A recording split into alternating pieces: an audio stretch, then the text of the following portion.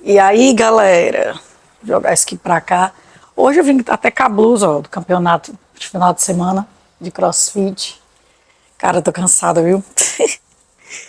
Tô cansada, vou botar até um gelzinho assim pra ver se melhora aqui o aspecto. Hoje a gente vai falar de um assunto legal que teve lá na rede, lá no TikTok, em que a gente fala sobre a questão de você se descobrir na fase mais adulta. E isso não é fácil. Vou fazer uma retrospectiva de como foi minha vida, só assim por cima. Desculpa, gente, tô super cansada, super. Minha cara aqui tá, ó, valendo. Nunca gostei de brincadeira de menina, mas eu tive essa característica. Sempre fui muito elétrica, sempre fui muito de gastar energia minha vida inteira e tive vários acontecimentos na minha infância e na minha adolescência com meninas. Só que o que acontecia comigo? Eu não entendia que era nada relacionado a isso, até porque não se falava nada. E eu tinha muito medo. Primeiro porque eu sempre vi como uma coisa errada, né? Aí já começa daí, uma coisa que não é de Deus, né? Que todas essas questões que a gente sempre escuta, e tá tudo bem também, mas que marca muito a gente quando era criança, né? Então, para mim, uma pessoa que gostava de Jesus e que era assim, não podia ser, né? Então, é sempre muito estranho para mim. Então, eu via que tinha coisas diferentes em mim, mas na minha cabeça eu não era, porque eu era próxima de Jesus, eu gostava muito dele, então não fazia sentido eu não ficar perto dele, porque se eu fosse, eu não poderia ficar perto dele, né? Então eu tinha essa associação e isso me causava muito medo, muito desconforto. Medo não do inferno, céu, não nesse sentido, mas o medo de ser isso, né? De ser essa coisa que sempre as pessoas, né, deixavam a entender. Enfim, cresci e comecei minha vida, no início da minha vida adulta, me relacionei com meninos, tive um namorado só, e me relacionei com poucos meninos, mas sempre fui muito curiosa e sempre tive um olhar diferente para a mulher, assim, eu sempre quis cuidar, sempre fui muito materna, e isso também me confundiu muitas coisas, né? Mas eu sempre tive um olhar diferente para a mulher, assim, sempre fui muito protetora de mulheres, sempre, desde o colégio, sempre. Enfim, o resumo da minha história é que quando chegou nos meus 24 anos, eu já estava quase no final da faculdade, eu me formei com 24, já estava no final, peguei gostando de mulher. Mas não era nada além de uma amizade diferente, em que eu nem me atrevia a chamar de outra coisa. Era uma amizade, só que diferente, né? O resultado disso é que nós nos separamos. Ela seguiu com a vida dela, né? Ela teve um relacionamento com um rapaz e eu gostei dela por muito tempo depois que acabou, né? Quando foi que eu de fato me assumi? Eu me assumi nos meus 27 anos. Então eu já tinha independência financeira, eu já tinha uma vida estabilizada, assim, na época eu era funcionária pública, então eu poderia muitas coisas, né? Inclusive sair de casa, que acabou acontecendo depois, mas nessa época já era possível, né? O financeiro já me permitia fazer. E sempre foi muito difícil isso, a família cobrava, a família, não meus pais, mas a família chegava, tio, tia, e aí o namoradinho, e eu sempre fui assim, a louca da atividade, a louca dos esportes e das novidades, e eu lá queria saber disso e me, nem me encantava, né? Mas quando aparecia alguma menina assim que chamava minha atenção, e também não era comum, né? Era mais difícil. E então eu queria ficar amiga dessa menina, né? E na minha cabeça sempre foi assim. O relato de muita gente que vem conversar comigo é de já ter se descoberto mais tarde mesmo. Tipo, eu me descobri com 27, né? Assim, eu assumi com 27. Eu tive um relacionamento com 24, Mas eu vim olhar no espelho e assumir com 27 anos. Mas teve gente que foi com 30, teve gente que foi com 40, teve gente que foi com 60. Teve muitas pessoas que foram bem mais tarde do que eu.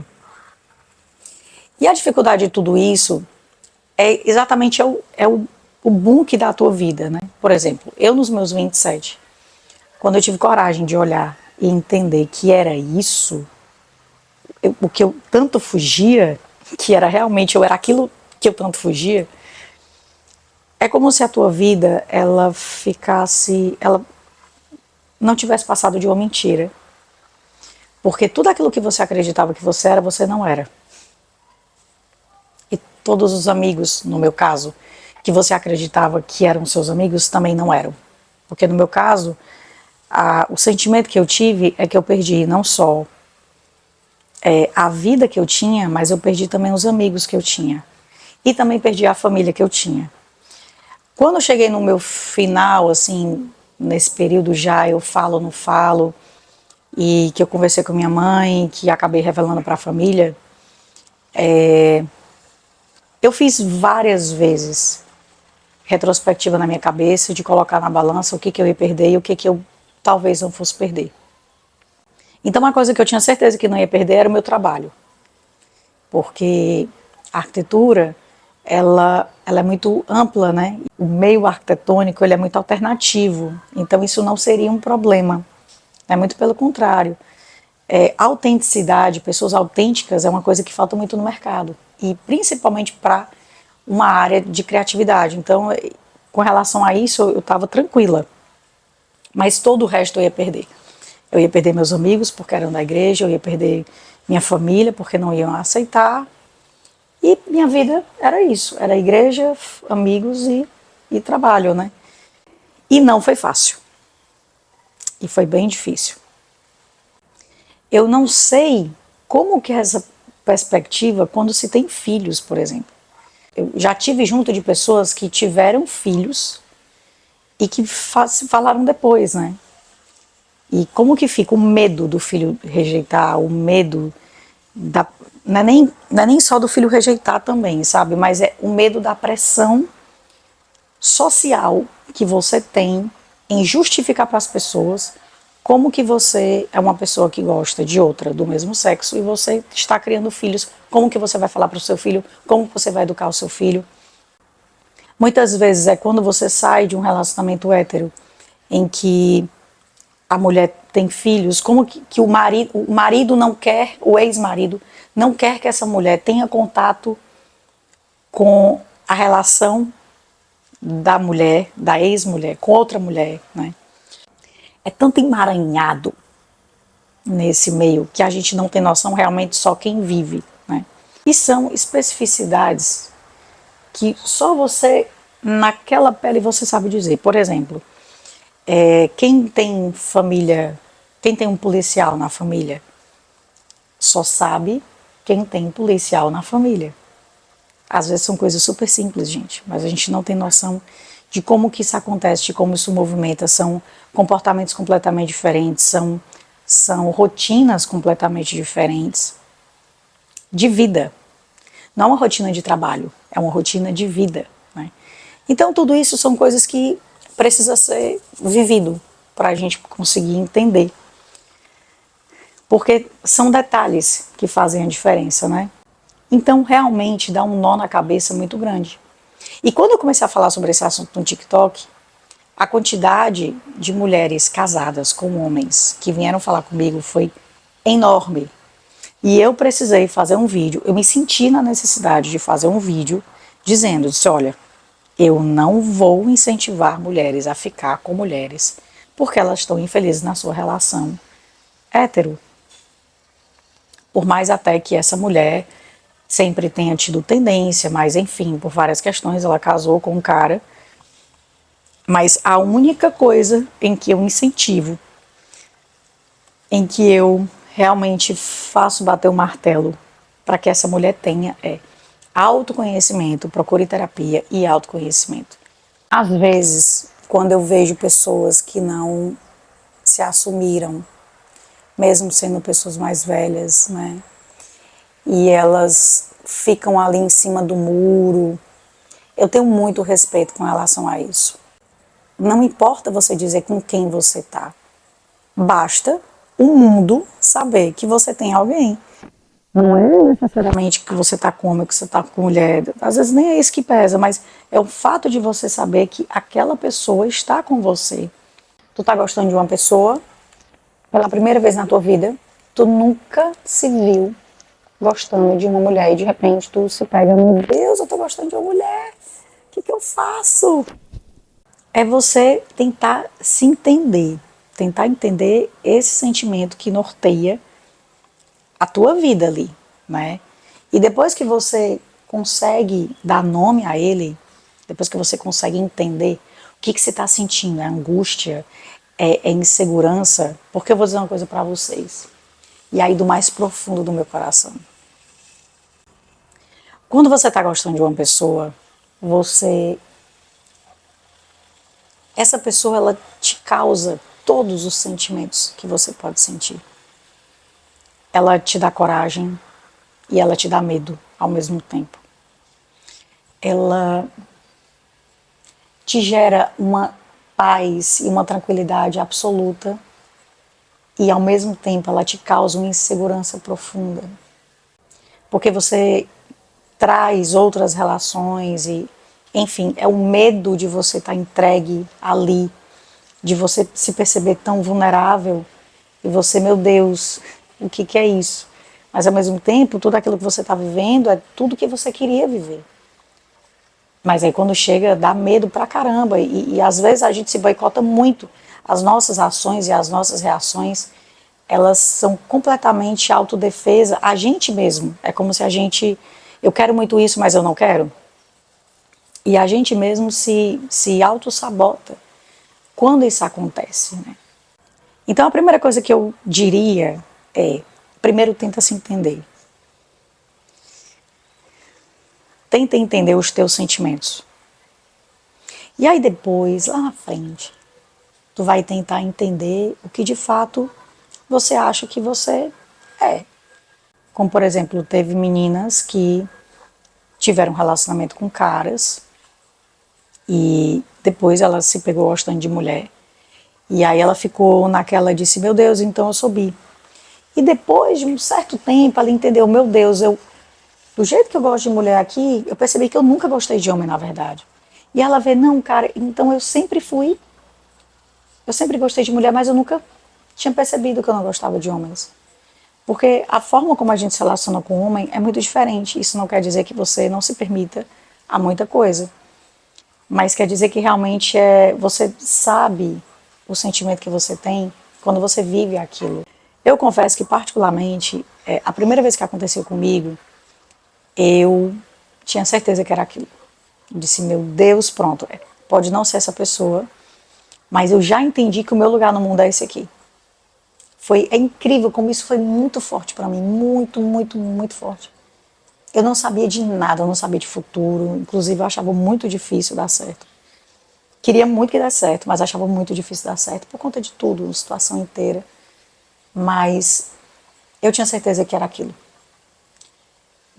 Fez sentido. Tudo que eu sentia naquele relacionamento, tudo aquilo que eu havia sentido com todas as outras pessoas, por que eu não tinha interesse, por que eu não tinha um olhar diferente, por que eu não tinha nada.